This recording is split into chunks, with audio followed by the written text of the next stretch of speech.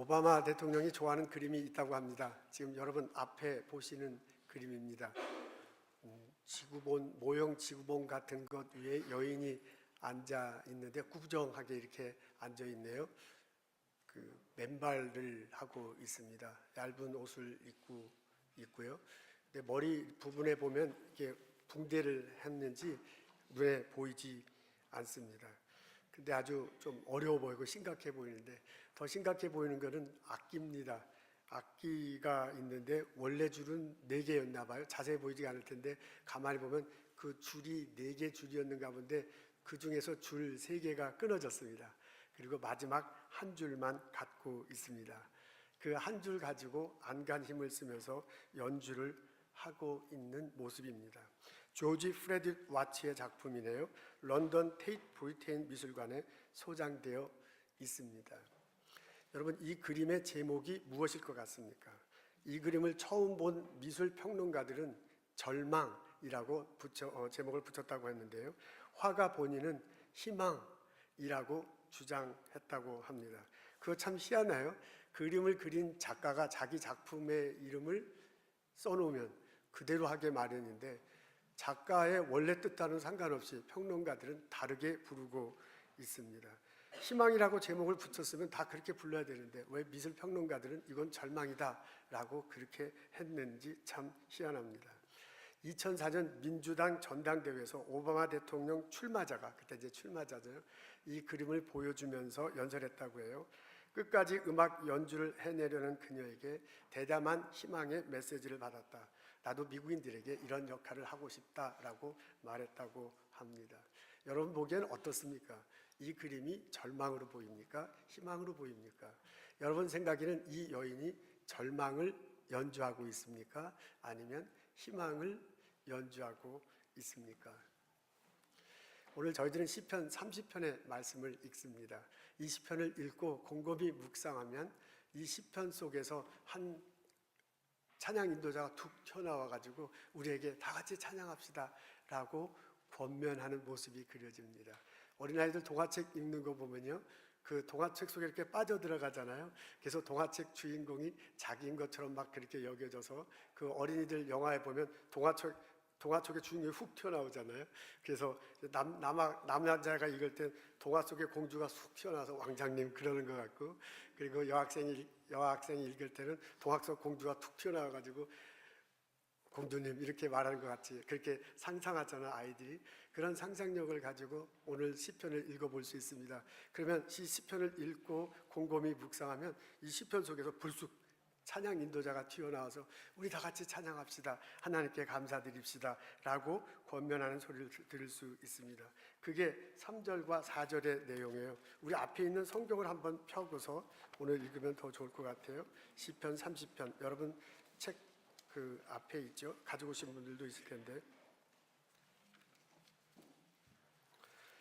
그게 3절과 4절의 4절과 5절의 내용이에요. 뭐라고 그러냐면, 그 찬양 인도자가 나와서 여호와여 주의 성도들아, 4절, 여호와를 찬송하며 그의 거룩함을 기억하며 감사하라.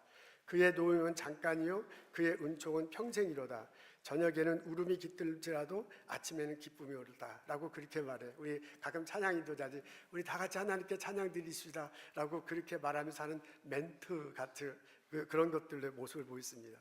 그러면서요, 그 찬양 인도자가 내가 여러분 우리 다 같이 찬양 드리시다 라고 말하면서 자기 이야기를 하는 것처럼, 그 다음에 6절부터 12절의 내용을요, 자기 이야기, 자기 신앙 간증하는 것처럼 해석하고 받아들일 수 있습니다. 우리 그런 식으로 한번 읽어보면 이 찬양 인도자가 뭐라고 하는지를 이야기로 간증하는 식으로 들을 수 있어요.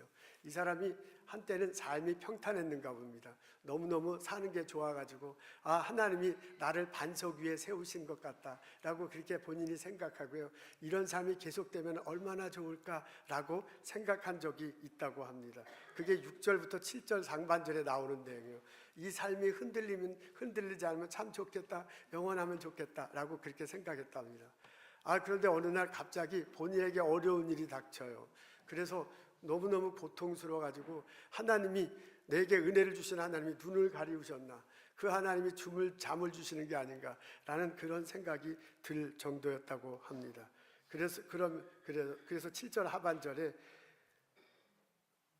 주의 얼굴을 가리심에 내가 근심하였나이다. 좋은 일이 있다가 막 근심된 일이 있어가지고 고통 속에 빠져들고 있습니다.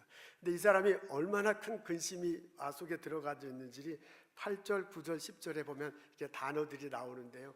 뭐라고 나오냐면 내가 무덤 속에 이렇게 들어가는 것 같은, 너무 어려워가지고 내가 무덤 속에 들어가는데 그 무덤 속에 들어갈 때 베옷을 입고 무덤 속에 들어가는 듯한 그런 기분이 들었다라고 추측할 수 있습니다.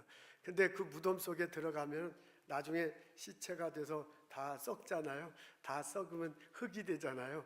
그런 모습이 연상됩니다. 자기가 너무나 힘들어서 너무 슬프고 저녁 때마다 울어 슬프고 울고 그러는 내 모습이 그게 막 너무 절망돼서요.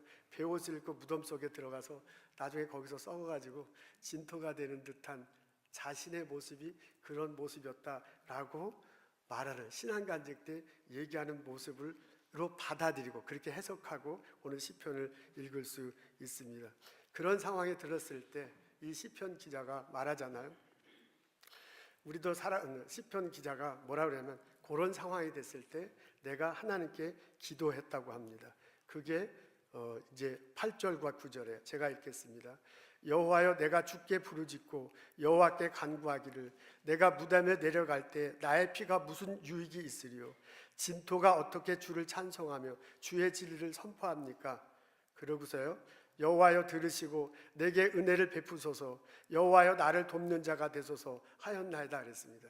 이 사람이 마치 막 무덤 속에 들어가서 썩어서 흙이 되는 것 같은, 그렇게 고통스러워, 자기 마음이 그렇게 고통스러운 상황에 있을 때 기도했대요. 기도할 때 뭐라고 하냐면 그냥 기도하는 게 아니라 간구하고 부르짖었대요. 하나님, 내가 이렇게 무덤 속에 있어갖고 시체가 돼서 썩는 것 같이 되면 하나님 앞에 무슨 유익이 있겠습니까? 누군가가 하나님께 찬양 드려야 되는데 내가 이렇게 다 죽어가면 하나님께 찬양 드릴 사람이 누가 있겠습니까? 내게 은혜를 주소서, 나를 구원하소서, 나를 살리소서라고 그렇게 기도했다고 합니다. 그랬더니 하나님께서 그 기도를 들으셨어요. 그래서 자기를 변화시키는데 슬픔이 변해서 춤을 추게 했다. 저녁 내내 울었는데요, 아침에 일어나서 햇빛을 바라보는 것처럼 자기를 만들어줬대요.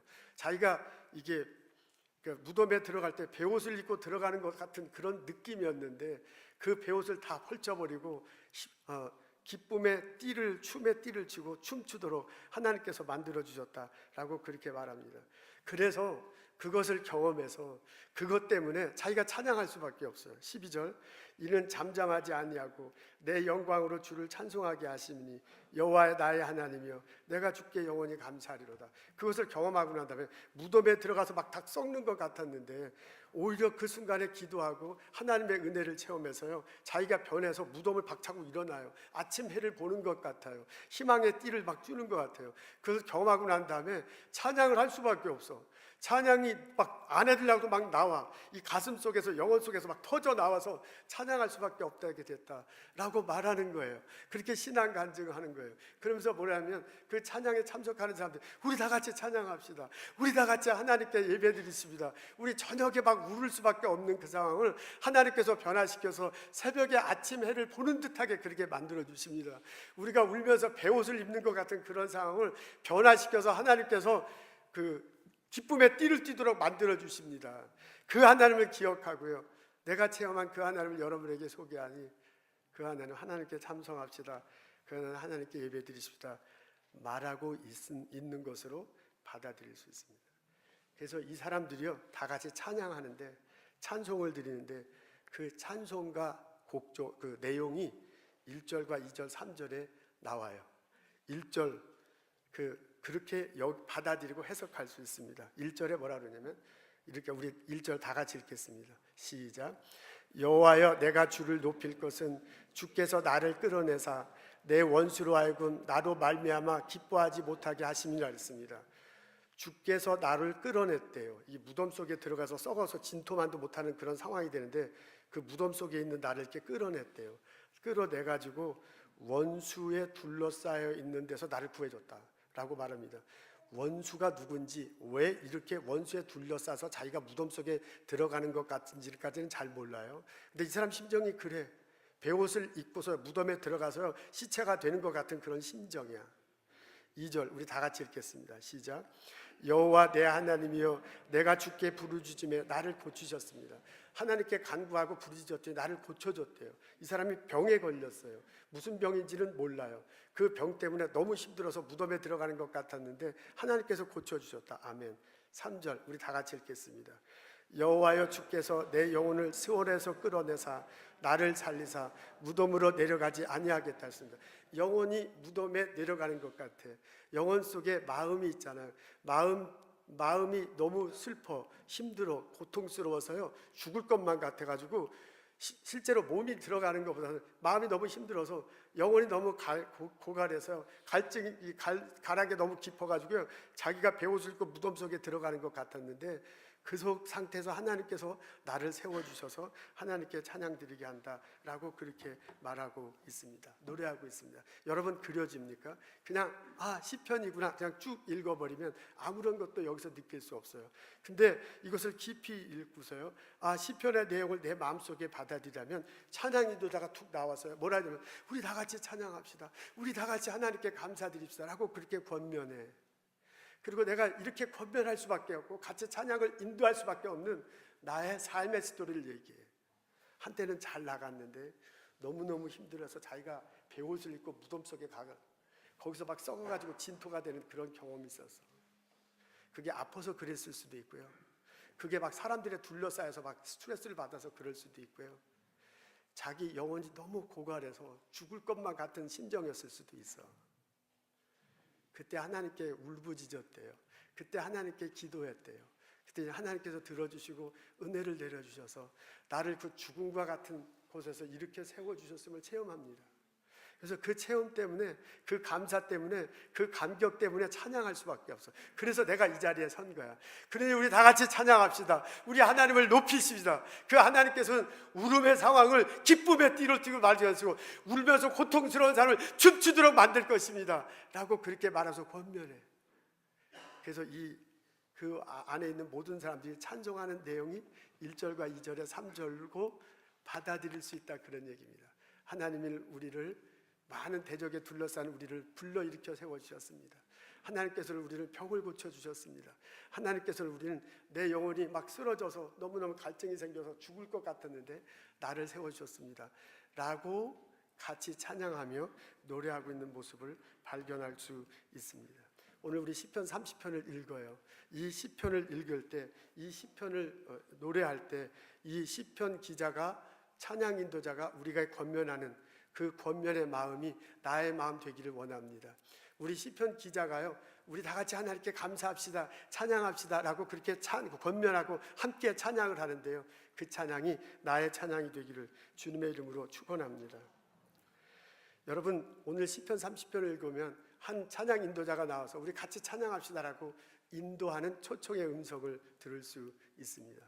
그것을 나가 어떻게 반응하냐에 따라서 그 찬양에 어떻게 깊이 찬양에 같이 할 수 있는지 내 삶 속에 어떤 일이 벌어지는지 그 모습은 다를 수 있습니다. 여러분 주일날 예배 다 같이 보면은 찬양팀이 일어나서 우리 다 같이 하나님께 찬양합시다 하고 같이 찬양을 합니다. 예배 중에 찬송도 드리고요. 그리고 성가대의 찬송도 우리가 같이 들으면서 은혜를 나눕니다. 그때 우리 하나님께 감사합시다 우리가 찬양합시다라고 초청하는 그 찬양의 소리를 어떻게 마음에 받아들이고 어떻게 반응하냐에 따라서 우리는 많이 달라질 수 있습니다. 우리 중에 어떤 사람들은 이 초청에 전혀 응답하지 않을 수 있습니다. 나는 노래 자체가 별로 싫어요. 노래를 잘 못 부르기 때문에 노래 부르는 것이 싫다라고 그렇게 생각이 들고요. 그런 마음 자세로 가서 앉아 있을 수도 있습니다. 그래서 노래하는 자리에 있기는 하지만은 마음으로도 생각으로 이렇게 실제로 입으로도 전혀 참석하지 않습니다. 이런 분들은 오늘의 시편을 읽더라도 혹은 시편 기자의 부르는 찬양 소리를 듣더라도 혹은 주일날 우리 다 같이 찬양하자라고 찬양 인도자의 초청을 받더라도 별로 그 가운데 있더라도 얻는 것이 별로 없을 것입니다. 그리고 또한 그분의 삶 속에서 아무런 일도 벌어지지 않을 것입니다.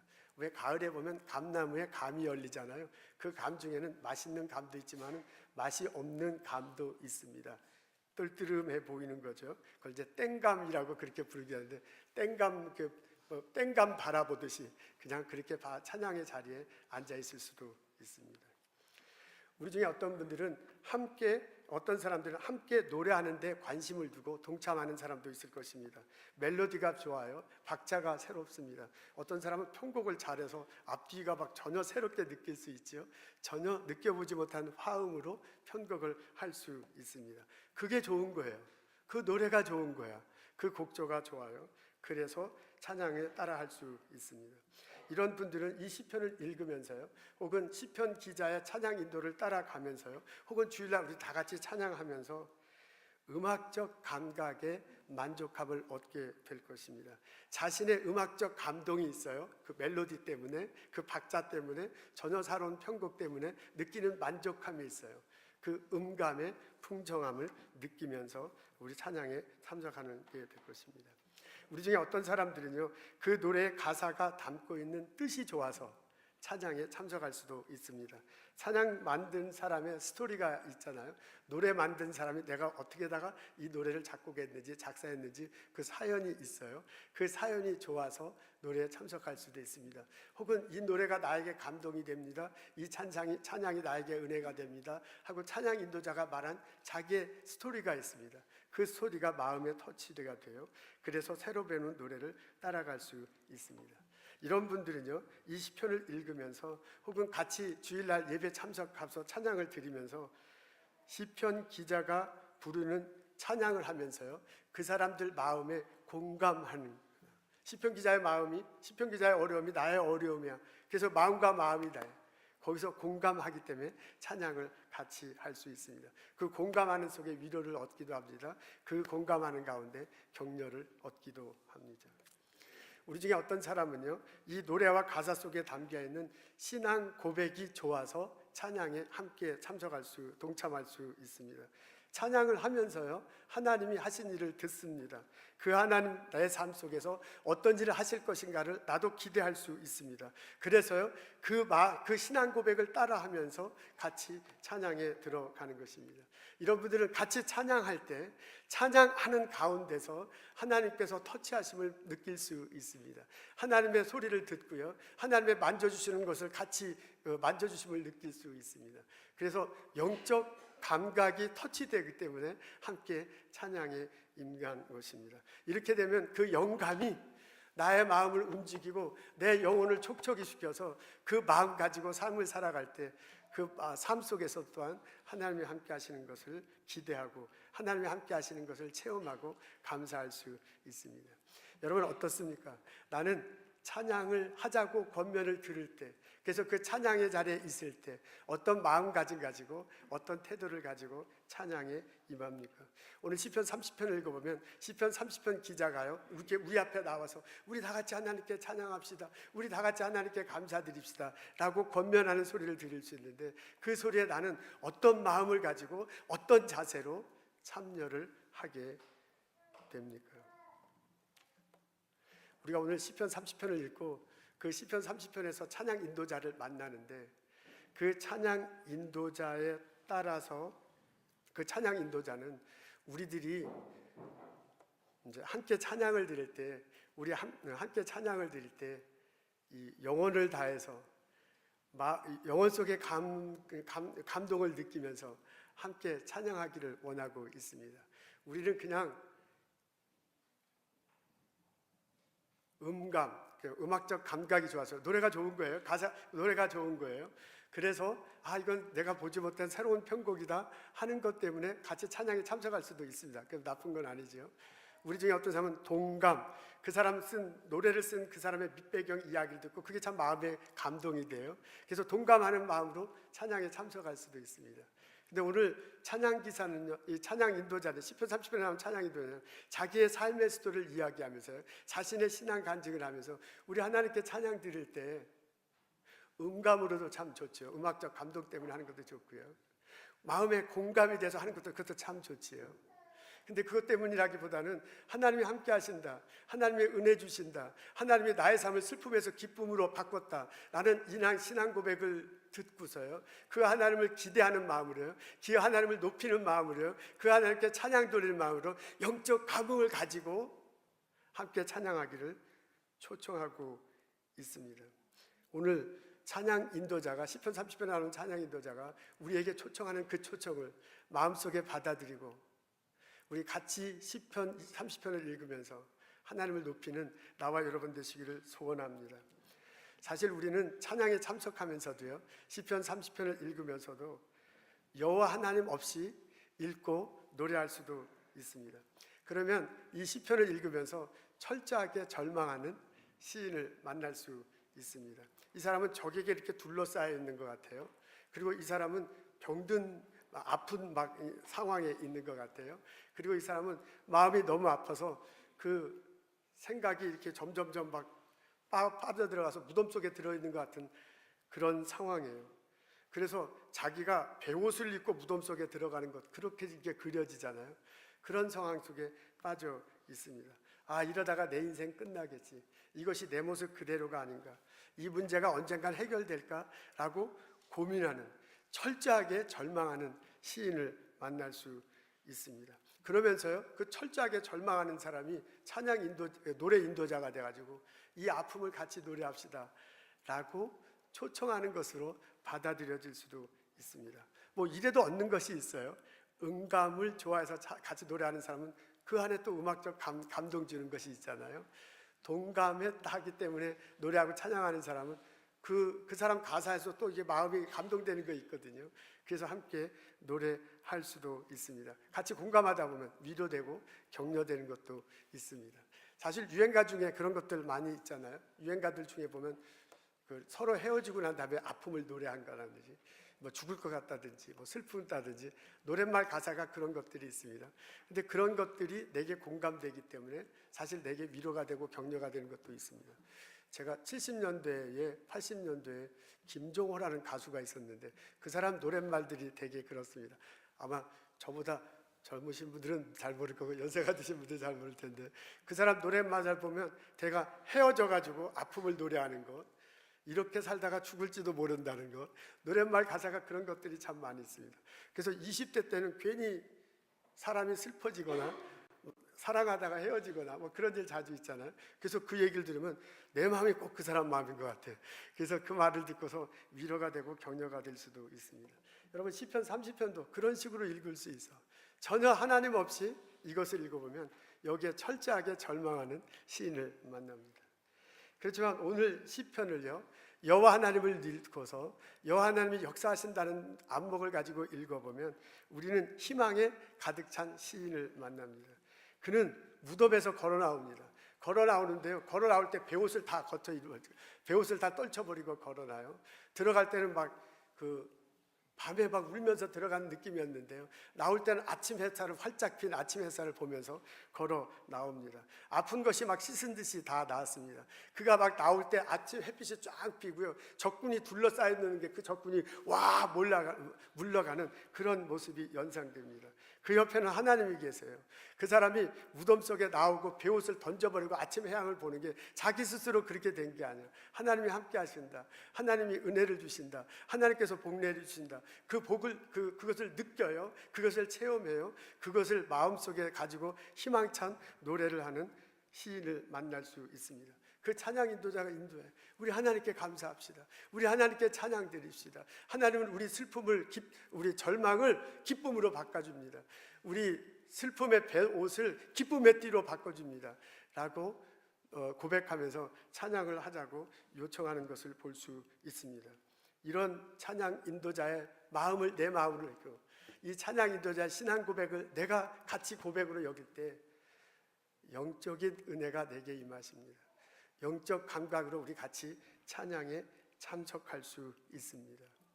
우리 오늘 시편 30편을 읽을 때, 그리고 우리 주일날 교회 와서 찬양을 드릴 때, 우리 금요일날 교회 와서 하나님께 찬양 드릴 때, 이 시편 기자의 권면을 나의 권면으로 받아들이고, 이 시편 기자의 신앙 고백을 나의 신앙 고백을 받아들이고 하나님께 나아가 찬양하는 나와 여러분 되시기를 소원합니다. 노래가 좋아서 우리 찬송할 수도 있습니다. 시편 기자 그 노랫말 뒤에 있는 스토리가 좋아서 찬양할 수도 있습니다. 근데 그런 것도 있지만은 하나님께서 함께 하시기 때문에 나의 삶이 변한다. 그 하나님을 높인다. 그 하나님께 감사한다. 그 하나님께 기쁨을 올린다. 라는 마음가짐으로 그런 영혼을 다해서 찬양하는 나와 여러분 되시기를 주님의 이름으로 축원합니다. 하나님이 우리의 찬양을 받으실 것입니다. 하나님의 영광 중에 임하실 것입니다. 그 하나님이 우리에게 은혜 주실 줄로 믿습니다. 그 하나님이 우리 삶을 복된 삶으로 이끌어 주실 줄로 믿습니다.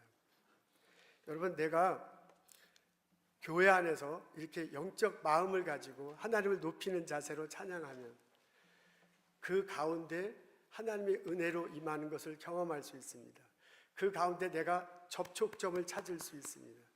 그래서 시편 기자에게 주었던 은혜를 내가 은혜를 누려 시편 기자에게 누렸던 복이 나의 복으로 찬양 가운데 임해. 그래서 찬양할 때 내 마음속에 들어온 그 영적 감각이 신앙인이 되고 또한 나의 삶 속에 펼쳐집니다. 그래서 내가 살아가면서 어려움을 당할 때, 내가 살아가면서 절망 속에 빠질 때, 내가 살아가면서 무덤 속에 들어가는 것 같을 때 시편 기자의 기도가 나의 기도가 되고 그런 기도 가운데 하나님이 고쳐주시고 하나님께서 변화시켜주는 걸 체험할 수 있습니다. 그 체험을 가지고 또한 우리들 삶 속에서도 우리 찬양할 수 있습니다. 아멘, 할렐루야.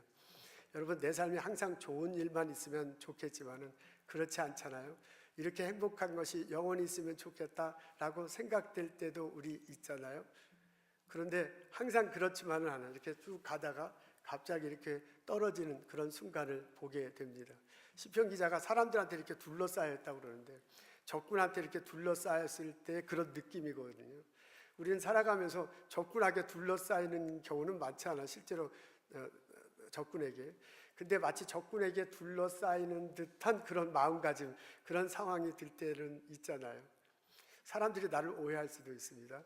사람들이 나를 모함할 수도 있습니다. 일터에서 보면 내 슈퍼바이저가 위에서 막 누르고요, 밑에서는 막 치고 올라서 내가 이렇게 샌드위치가 될 때도 있잖아요. 같은 동료인데도 막 나를 비방할 수도 있습니다. 그렇게 되면 이 사람들이 겉으로는 멀리 떨어져 있지만 심리적으로 여러 가지 상황으로 나를 이렇게 막 압박해. 그래서 내가 적군에 둘러싸여 있는 듯한 그런 생각이 들 때도 참 많이 있습니다. 살다 보면 아플 수 있잖아요. 젊어서는 이제 아픈 경험이 많지 않은데 점점 연세가 드실수록 이제 아픈 경험을 많이 하게 됩니다. 나도 모르게 아파서 그 아픈 게 너무 힘들어서 고통 속에 빠질 때도 있습니다. 오늘 3절에 보면 시편 기자가 영혼이 무덤 속으로 이렇게 들어가는 것 같아. 근데 그냥 들어가는 게 아니라 베옷을 입고 무덤 속으로 들어가서 거기서 썩어서 진토가 되는 것 같아. 와, 어떻게 이런 표현을 할 수가 있어요? 근데 이렇게 살아가다 보면 너무 내가 힘들 때, 너무 고통스러울 때 나도 모르게 그런 생각을 하잖아요. 나도 모르게 내 감정이 나를 이렇게 점점점 이렇게 막 목을 하잖아요. 그래서 나도 모르게 이렇게 생각이 점점 맴돌잖아요. 이게 맴돌다가 툭 튀어나와서 다른 생각을 하고 이것을 지워버리고 또 다른 생각을 하면 좋겠는데 참 그러기가 쉽지 않아요. 금요일날 우리 전도사님이 부정적인 생각을 지우고 긍정적인 생각을 했으면 좋겠습니다라고 그 멘트 하던데, 찬양하기 전에. 그러면 얼마나 좋겠어요? 근데 이제 부정적인 생각이 자꾸 그 안에서 맴돌다가 점점 맴돌면서 자꾸 나를 파고 들어가는 거야. 내 마음을 막 쿡쿡쿡 찔러. 그래서 나도 모르게 내 마음가짐이 베옷을 입고요, 나도 모르게 물결이 막 젓다 보면 이렇게 가운데로서 쑥쑥쑥 들어가잖아요. 그런 것 같아요. 내 심리가요, 내 영혼이, 내 마음자가 빙빙빙빙 돌다가요, 심리적으로 막 베옷 입고요, 나도 모르게 나 스스로 무덤 속에 들어가고요, 내가 거기서 죽을 것처럼 이렇게 들어누워 있어요. 그러다 보면 마음이 막 갈갈이지고 시체가 썩는 것처럼 마음이 썩는 거죠. 내 영혼이 썩어갈 때도 우리에게 있습니다. 그런 됐을 때 우리가 주일날 와서 하나님과 영혼이 맞닿는 찬양을 드리고 그 찬양 가사를 쓴 사람의 신앙 고백이 나의 신앙 고백이 돼. 우리가 영혼의 감동을 느끼면서 하나님께 찬양을 높여드릴 때 그 순간에 하나님께 주시는 은혜가 있어요. 그 순간에 하나님께 주신 깨달음이 있어요. 그 순간에 하나님께 주는 위로와 격려가 있어요. 그것이 내 안에 내재가 되잖아요. 그것이 내 안에 살아서 움직이잖아요. 그래서 내가 무덤 속에 베옷을 입고 들어가서 두루 눕는 듯한 그런 상황이 됐을 때 내 마음속에 그것이 꽃피어납니다. 그 절망의 순간에 나도 모르게 희망을 발견합니다. 그 무덤 속에서 두러넣어서 이제 썩어서 진토가 되는 것 같은 그런 순간에 하나님의 은혜가 내 마음 한 자락을 붙잡잖아요. 내 손가락 하나를 붙잡잖아요. 그래서 나로 하여금 기도하게 해요. 나로 하여금 간구하게 해요. 하나님 은혜를 주옵소서. 하나님 복을 내려 주옵소서. 하나님 내 삶 속에 함께하옵소서. 내가 적군에 확 울려싸여갖고 동료들에게 짓눌리는 것 같고 위에서 누르는 것 같고 밑에서 치고 와서 혼자 막 죽을 것 같습니다. 나 몸이 아파서 너무너무 힘듭니다. 내 영혼의 갈증이 일어나서 내 스스로 베옷을 입고 무덤 속에 두러놓은 이 모습, 내 모습하고 똑같습니다. 하나님 내게 은혜를 주옵소서. 하나님 나를 구원하소서. 하나님 나를 복 내려 주옵소서 라고 우리 기도할 수 있습니다. 그 기도 하나님이 들어주실 줄로 믿습니다.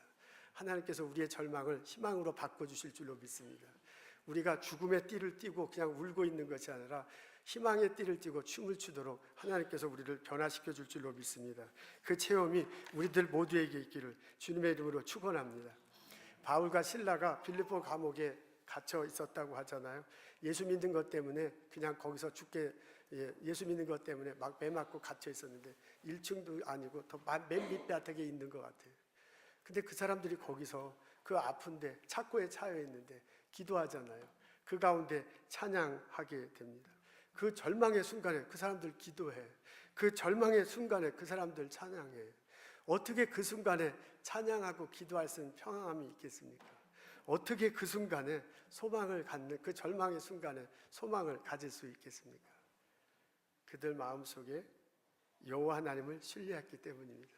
그들 마음속에 시편을 읽으면서 시편 기자의 권면을 듣고 같이 영적 감동을 느끼면서 찬양을 드렸기 때문에 그 절망의 순간에 소망으로 보고 하나님께 찬양 드릴 수 있었습니다.